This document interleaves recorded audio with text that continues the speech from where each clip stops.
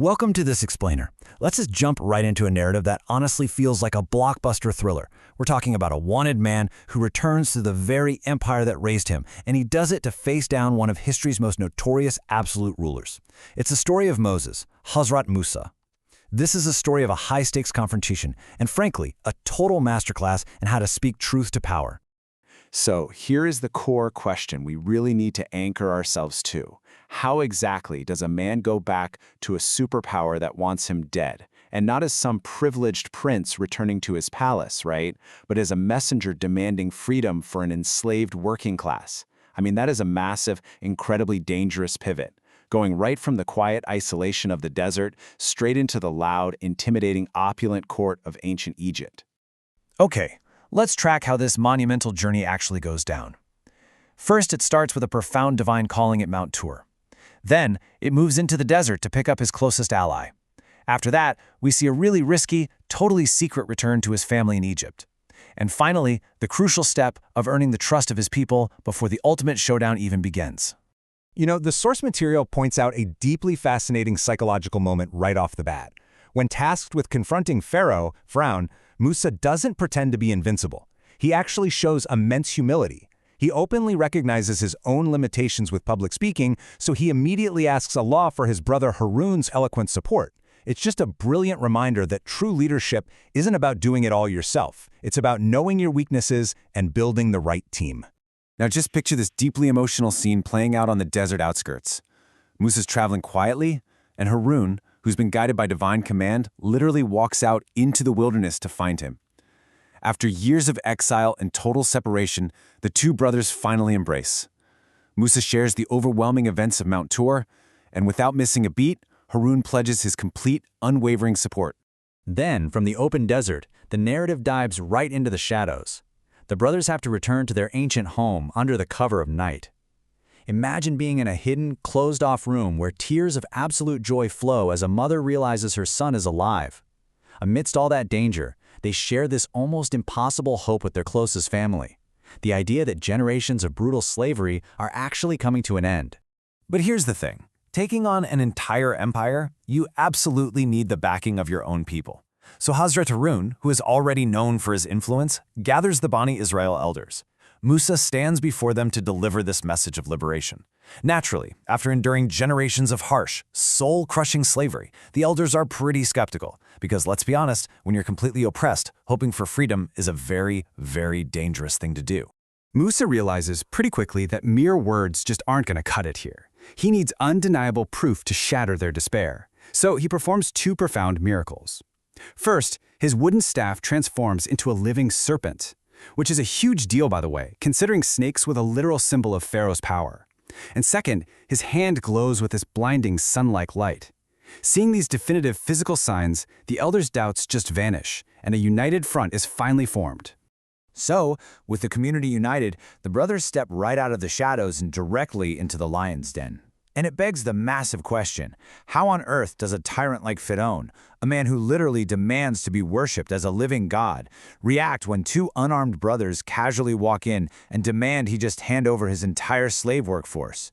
Just visualize the sheer David and Goliath contrast of this moment. On one side, you have the heavily guarded court of Firaun, dripping in wealth and radiating absolute, ruthless power. And walking directly into that intense, heavy atmosphere are Musa and Harun. No armies backing them, no wealth, just simple robes, completely fearless, and radiating this absolute, unshakable composure. Without even a flinch, Hazrat Musa speaks up. And he doesn't shout. He uses soft, polite, but fiercely uncompromising words right to the dictator's face.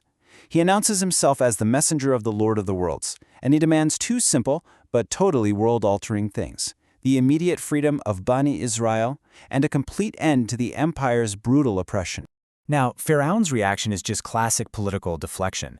Instead of actually addressing the demands, he goes straight for Musa's past. He mocks him, saying, "Didn't we raise you in this palace? Aren't you a fugitive?" It's a textbook character assassination attempt. But Musa? He doesn't take the bait. He doesn't get defensive at all. He just calmly closes the book on the past, stating that he is now guided by divine revelation, which completely neutralizes the attack.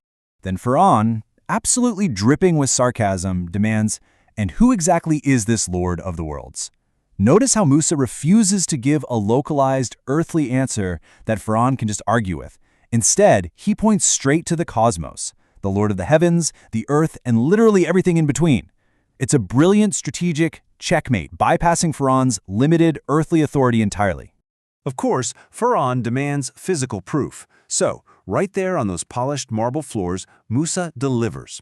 He throws down his staff and it becomes a terrifying giant serpent, the Azdaha. The courtiers physically recoil in panic. Then, he reveals his hand shining with that blinding light, the Yade Baitza. Suddenly, this super arrogant royal court is flooded with an undeniable, terrifying reality. Our source text actually gives us a fascinating psychological diagnosis of Firaun right here. Internally, the guy is terrified. He knows this is real, but he suffers from takabbur, this blinding, deep-seated arrogance. This takabbur creates a massive cognitive dissonance for him. So to protect his fragile ego and keep up his godlike status in front of his ministers, he is forced to publicly dismiss these jaw-dropping miracles as just cheap parlor tricks. Desperate to regain control of the narrative, Firaun schemes to beat Musa at what he claims is his own game. He spins up this whole PR campaign, accusing Musa of being a rogue magician trying to steal Egyptian land.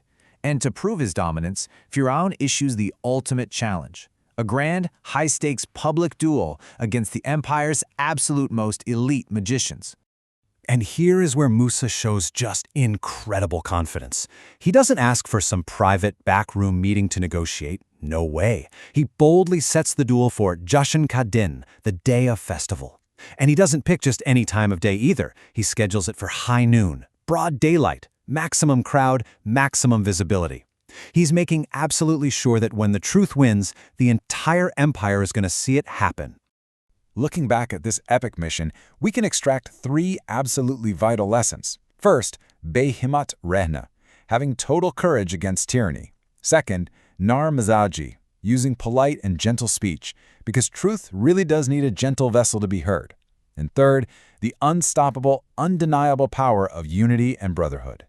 As we wrap up this explainer, I really want to leave you with a question to chew on.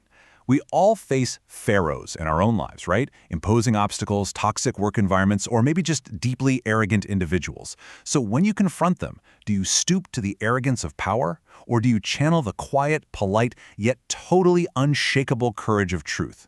Thanks for exploring this incredible narrative with me today. Keep questioning and keep learning.